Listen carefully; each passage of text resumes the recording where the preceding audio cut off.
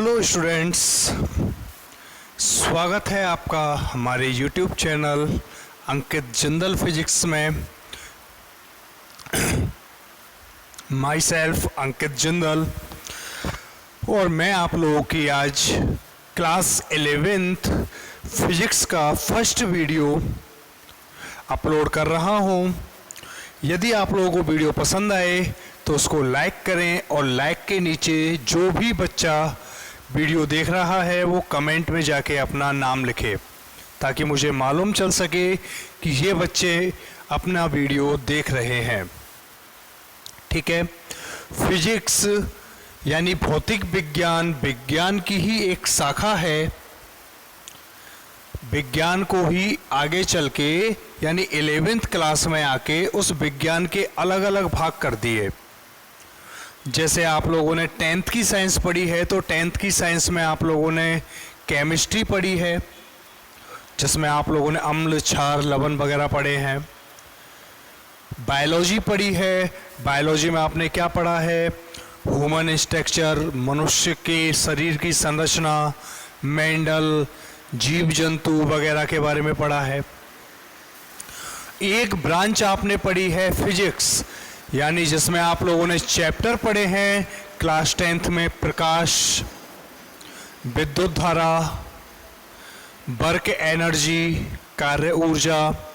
9th में भी topic पढ़े हैं आप लोगों ने, समय, काम, दूरी, समय, दूरी वगैरह वगैरह के पढ़े हैं ना। ध्वनि पढ़ा है आपने। तो ये सारे के सारे जो टॉपिक्स हैं ये आते हैं हमारे फिजिक्स के अंतर्गत। इनको हम लोग 10th क्लास से थोड़ा सा स्टैंडर्ड अप करके इस क्लास में पढ़ेंगे 11th में। बहुत सिंपल है, जैसे आप लोगों ने 9th और 10th क्लास में तैयार हुए हैं वो टॉपिक, ऐसे ही क्लास 11th में उससे भी ज़्यादा बड़े पैमाने पे और उससे भी सिंपल पैटर्न पे हम लोगों को कंप्लीट होंगे।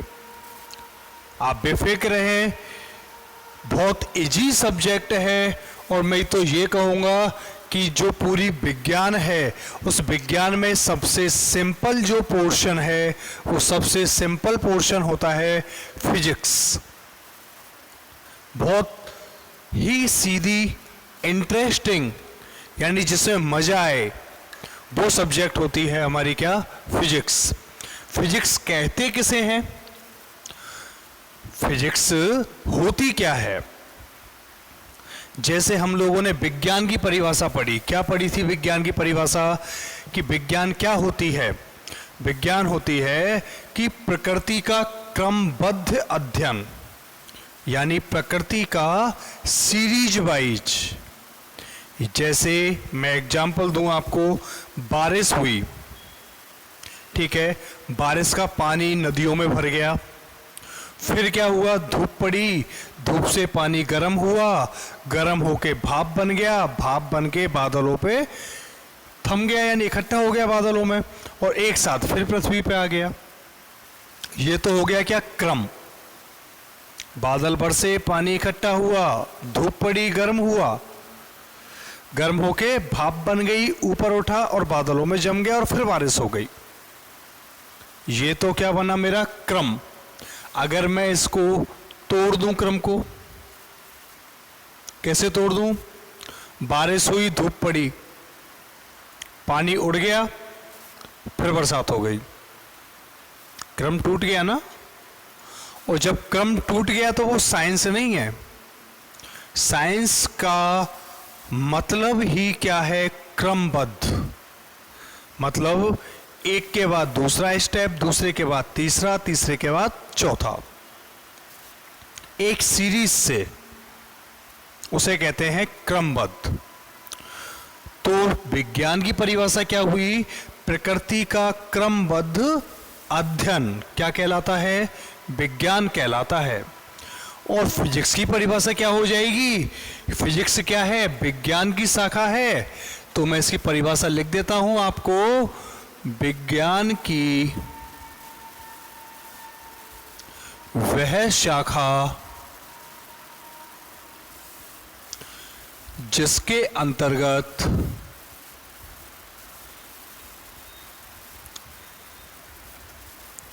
जिसके अंतर्गत विभिन्न भौतिक घटनाओं का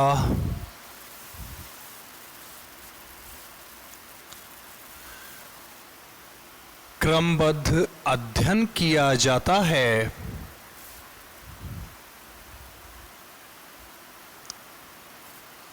भौतिक विज्ञान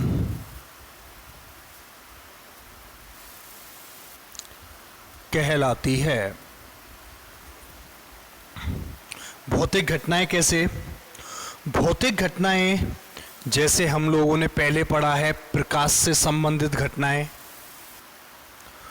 भाई भौतिक कारक क्या होता है, भौतिक घटना क्या होती है, ये शब्द देखूं मैं तो इसको एक्सप्लेन कर देता हूं मैं आपको कि भाई भौतिक कारक क्या है, पहले ये समझें। भौतिक कारक क्या होते हैं? वे कारक जिन्हें देखा जा सके, वे कारक जिन्हें देखा जा सके या महसूस किया जा सके, उन सब कारकों को शामिल किया जाता है भौतिक कारकों में। जिसको देखा जा सके या महसूस किया जा सके, या फिर और सिंपल कर दूं मैं इसको, जिसको मापा जा सके, जिसे मापा जा सके, उसे क्या बोलते हैं? भौतिक कारक बोलते हैं। क्या डेफिनेशन बोली मैंने? वे कारक जिन्हें देखा जा सके, महसूस किया जा सके या मापा जा सके, उन कारकों को हम लोग भौतिक कारक कहते हैं। ठीक है बच्चों, जैसे एग्जाम्पल के तौर पे देखूं मैं तो लंबाई,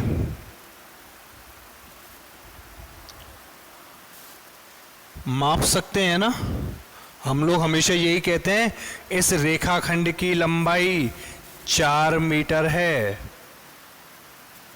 तो ये क्या है? इस पॉइंट से इस पॉइंट तक की जो लंबाई है उसको माप लिया तो लंबाई क्या हो गई? भौतिक कारक हो गई। चौड़ाई को भी मापा जा सकता है तो ये भी किस में आ गई? भौतिक कारक में आ गई। क्षेत्रफल, आयतन, आवृत्ति, तीव्रता और जो भी नाम हमारे दिमाग में आए।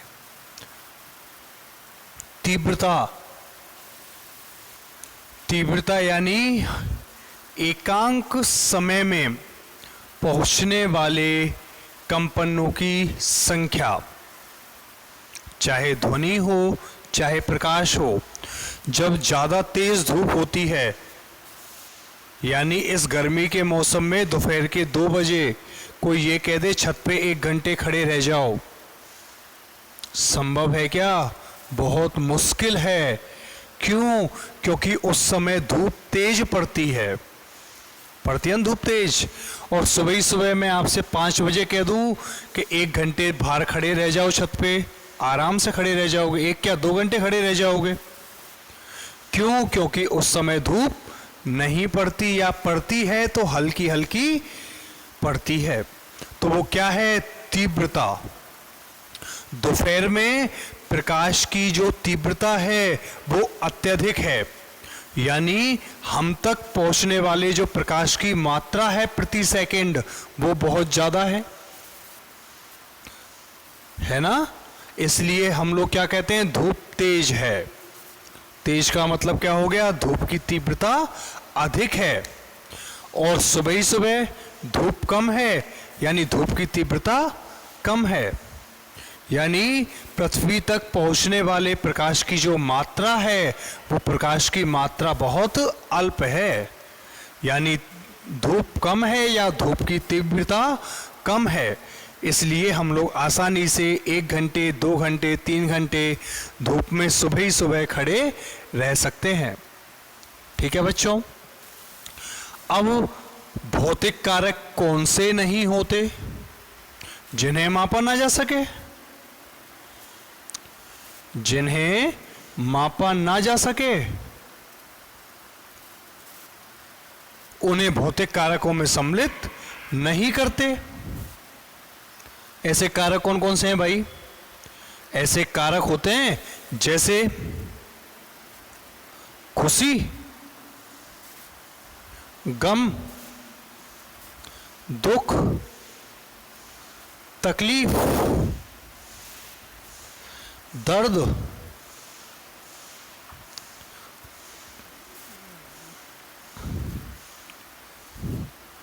प्रेम इत्यादि।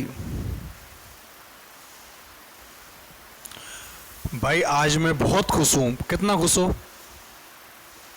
माप के बता दो कोई। आज तो मैं बहुत दुखी हूं। कितना दुखी है? क्या कोई माप सकता है उसको? नहीं माप सकता। मैं तो भगवान कृष्ण से बहुत प्रेम करता हूं। कितना प्रेम करता हूं? क्या बहुत कोई मापन है?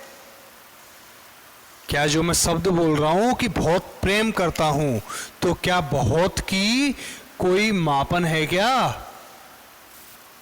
कि भाई बहुत मतलब इतना, इतना है, इतना है, इतना है, कितना है बहुत? पता नहीं। तो कोई फिक्स हुआ क्या? क्या इनमें हम लोग किसी को फिक्स कर सकते हैं क्या कि भाई ये तो फिक्स इतना है? नहीं कर सकते ना। यानी इनका मापन नहीं कर सकते, और जिसका हम लोग मापन नहीं कर सकते हो उन्हें भौतिक कारक नहीं कहा जाता। उन्हें भौतिक कारक नहीं कहा जा सकता जिनको माप नहीं सकते, और जिनके वो माप सकते हैं वो भौतिक कारक होते हैं। आ गया बच्चों अंतर समझ में? हाँ, मैंने क्या बोल रहा था? परिभाषा समझाने का प्रयास कर रहा था, इसलिए मैंने बीच में ही एक टॉपिक उठाया ताकि आपको मैं इस भौतिक घटनाओं को समझाऊं। भौतिक घटनाओं का मतलब क्या है? इन भौतिक जो कारक होते हैं इनसे संबंधित घटना। और इसमें मैं ले सकता हूं आपतित होने वाला प्रकाश तीव्रता में आ जाएगा, परावर्तन, अपवर्तन इसी में आते हैं। हम लोगों ने पढ़े हैं ना 10th क्लास में। परावर्तन, अपवर्तन, विद्युत धारा, आवेश पढ़ी हैं ये चीजें। विभव, विभवांतर, कार्य, ऊर्जा, ये सब क्या है? भौतिक कारक ही तो हैं। इनसे संबंधित जो घटनाएं हैं वो क्या है? भौतिक घटनाएं। तो भौतिक घटनाओं का क्रमबद्ध अध्ययन किया जाता है, उसे हम लोग क्या कहते हैं? भौतिक विज्ञान कहते हैं। भौतिक विज्ञान को अंग्रेजी में क्या बोला जाता है? फिजिक्स। और इस फिजिक्स का जन्मदाता जिसको बोला जाता है वो बोला जाता है सर आइजैक न्यूटन को। न्यूटन ने ही इसकी आधी से ज्यादा अवधारणाएं दी हैं, और अलग अलग साइंटिस्टों ने अपने अकॉर्डिंग इसको अलग अलग तरीके से डिस्क्राइब किया है। ठीक है, अब मैं आपको एक चीज और बताऊं। जैसे मैंने बोला लंबाई, मैंने क्या बोला है? लंबाई। इस लंबाई को मुझे व्यक्त करना है। कैसे व्यक्त करोगे आप? किसी भौतिक जो कारक होते हैं उन भौतिक कारकों को कैसे लिखा जाता है? मिटा दूं ना इनको, तो मैं स्क्रीनशॉट ले लिया करो आप। भौतिक कारकों को लिखा कैसे जाता है ये चीज बताओ मुझे। मैं आपसे ये कहूं कि इस तार की लंबाई 4 है। मैं आपसे ये कह दूं इस तार की लंबाई, ये एक तार है, इसकी लंबाई 4 है। क्या मैं आपसे सही कह रहा हूं? 4 मतलब क्या समझोगे आप? 4 गज है, 4 मीटर है, या 4 सेंटीमीटर है, या 4 इंच है, या 4 फुट है, 4 गज है, 4 किलोमीटर है, क्या है ये 4? अकेले इस 4 से मैं क्या समझूं? क्या है ये 4? नहीं समझ सकते ना? क्या चाहिए? इनमें से कोई एक डिजिट चाहिए। चलो मैंने लिख दिया सेंटीमीटर। अब सही है? माप दोगे ना अब तो इसको? और अगर मैं ये कह दूं इस तार की लंबाई सेंटीमीटर है, तो क्या ये सही है? ये भी गलत है। सेंटीमीटर क्या होता है? कुछ नहीं होता। सेंटीमीटर की लाइन कैसे खींचूं? पता नहीं। और यदि मैंने इसको 4 सेंटीमीटर लिख दिया तो अब ये एकदम सही है। मतलब यदि मुझे लंबाई को व्यक्त करना है तो मुझे लिखना होगा 4 सेंटीमीटर। एग्जाम्पल लिया है मैंने 4 सेंटीमीटर। 4 मीटर ले सकता हूं, 4 किलोमीटर ले सकता हूं, उस चीज से मतलब नहीं है। मैं जो समझाने का प्रयास कर रहा हूं वो समझोगे आप। यानी किसी भौतिक कारक को यदि मुझे व्यक्त करना है, और देखें मैंने बोला कि समय 5 है, समय 5 है। 5 क्या है? 5 मिनट है, 5 सेकंड है, 5 घंटे है, 5 दिन है, 5 सप्ताह है, 5 महीने हैं, 5 वर्ष है, या क्या है ये 5? पता नहीं। पता नहीं है ना कि ये 5 क्या है। अगर मैं ये कह दूं समय घंटे है,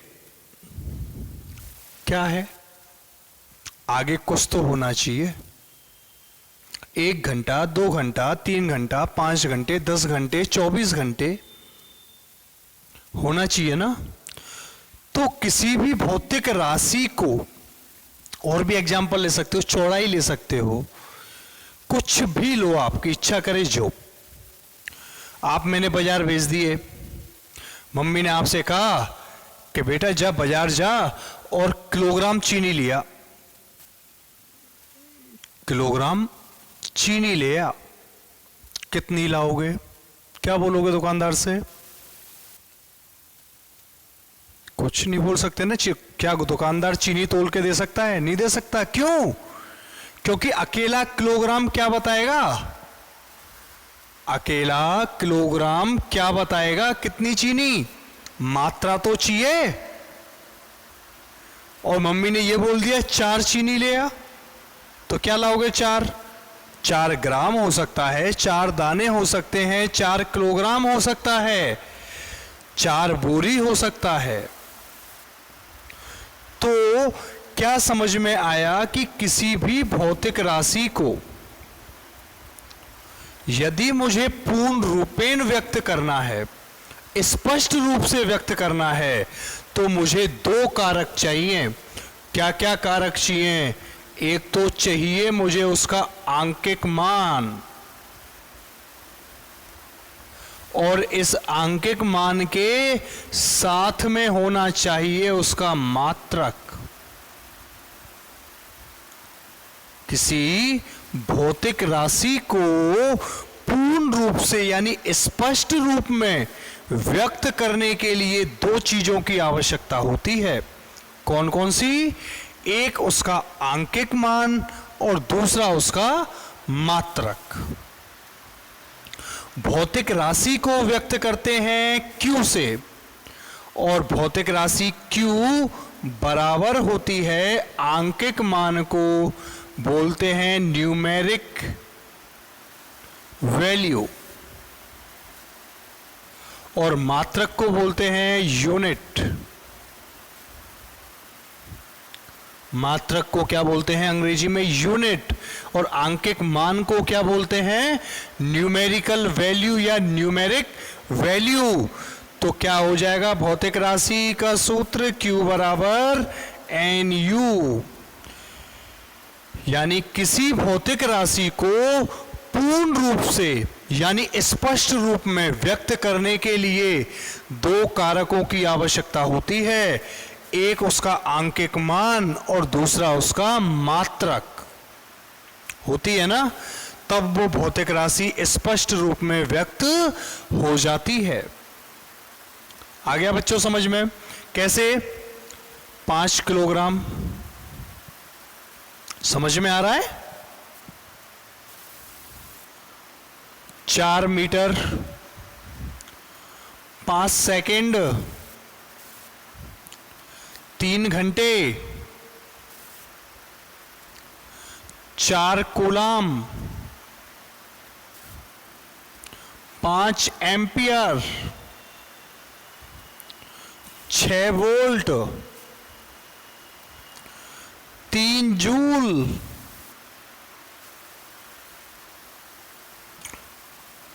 6 न्यूटन और बहुत सारी भौतिक राशि। सबने जब ये दोनों चीजें एक साथ होती हैं तो भौतिक राशि के नाम की आवश्यकता नहीं होती। क्यों? हम लोग मात्रक से समझ जाते हैं कि भौतिक राशि कौन सी है। कैसे? मैंने लिखा यहां पे 6 न्यूटन, तो 6 न्यूटन, न्यूटन किसका मात्रक? बल का। तो ये किसको व्यक्त कर रहा है? बल को। 3 जूल, जूल किसका मात्रक? ऊर्जा का। तो यहां पे ऊर्जा का मान कितना है? 3 जूल। 6 वोल्ट यानी विभवांतर का मान 6 है। 5 एम्पियर यानी विद्युत धारा 5 एम्पियर है। 4 कूलाम यानी आवेश का मान 4 कूलाम है। 5 किलोग्राम यानी द्रव्यमान 5 किलोग्राम है। 4 मीटर यानी लंबाई 4 मीटर है। 5 सेकंड यानी समय 5 सेकंड है। 3 घंटे यानी समय 3 घंटे है। यानी कि मैं सेंटेंस बोलूं तो सेंटेंस सही होगा, वह 5 घंटे से पढ़ रहा है। और यदि मैं इसको ऐसे बोल दूं, वह 5 पढ़ रहा है, तो 5 क्या पढ़ रहा है? 5 किताब पढ़ रहा है, 5 सेकंड पढ़ रहा है, 5 मिनट पढ़ रहा है या 5 घंटे पढ़ रहा है। इन चीजों को स्पष्ट करने के लिए, इन बातों को स्पष्ट करने के लिए हम लोग भौतिक राशि को किस तरीके से व्यक्त करते हैं? एन और यू के रूप में, जहां एन उसका आंकिक मान है और यू उसका मात्रक है। ठीक है? यहां तक क्लियर हुआ? यहां तक किसी बच्चे को कोई प्रॉब्लम नहीं है? क्योंकि मैंने यहां तक सिर्फ आपको 2-3 चीजें ही बताई हैं, क्योंकि मैंने बताया था कि मैं आपको जनरल इंट्रोडक्शन दे रहा हूं। वीडियो यदि समझ में एक बार में आ जाए तो बहुत अच्छी बात है, और यदि एक बार में समझ आप लोगों को नहीं आए बच्चों, तो देखो किसी भी नई चीज़ को जब हम लोग पढ़ते हैं तो थोड़ा सा टाइम लगता है, थोड़ा समय हमको भी देना पड़ेगा और थोड़ा समय मैं भी आप लोगों को दूंगा, तब जाके हम लोग आपसी जो तारतम्य है उसको बना पाएंगे। इसलिए बच्चों पहले वीडियो थ्योरेटिकल हो गया, जो आप लोगों के लिए थोड़ा सा बोरिंग लगेगा मुझे मालूम है, लेकिन क्या करूं, जनरल इंट्रोडक्शन के बिना मैं आगे नहीं बढ़ सकता। आप लोगों को कुछ ज़रूरी चीज़ें बतानी पड़ेंगी कि भौतिक विज्ञान कहते किसे हैं, ये तो कम से कम मैं आप लोगों को बताऊं। बाकी जो नेक्स्ट वीडियो है वो आप लोगों को बहुत मज़ेदार लगेगा, क्योंकि आपकी मैथ की तरह ही उसमें हम लोग सॉल्यूशंस करेंगे। यहाँ तक कुछ नहीं है, 2-3 परिभाषाएं हैं जो स्क्रीनशॉट लेके आप लोग समझ लोगे, और ये सारी की सारी चीज़ें हमको माइंड में रखनी है कि ये चीज़ें होती हैं। ये तो ऐसे हैं जैसे हम लोग कोई हिंदी पढ़ाए, मान लो हमको 11th क्लास में, तो 11th क्लास में हिंदी पढ़ाएगा तो कोई ए एन आर थोड़ी पढ़ाएगा, तो ANR तो हमारे क्या हो जाएगा, बेसिक कॉन्सेप्ट हो जाएंगे, बेसिक नॉलेज हो जाएगी। ये पहला वीडियो हमारी बेसिक नॉलेज के लिए है, जो 24 आवर हमारे माइंड में रहना चाहिए। थोड़ा सा आप लोग टाइम दो इन सब्जेक्टों के लिए, और मैं कह रहा हूँ कि 3 और 4 वीडियो के बाद आप लोग अपने आप मेरे से आगे चलोगे। ठीक है बच्चों, टेक केयर, गुड बाय। और आप लोग वीडियो पूरा ही देखें, आदत पूरे वीडियो की लगाएं, और कॉपी पेन हाथ में लेके जो परिभाषा मिलती हैं उनको नोट करें। बाकी मैं नोट्स आप लोगों को PDF भेज दूंगा। ठीक है बच्चों, okay, good bye, take care.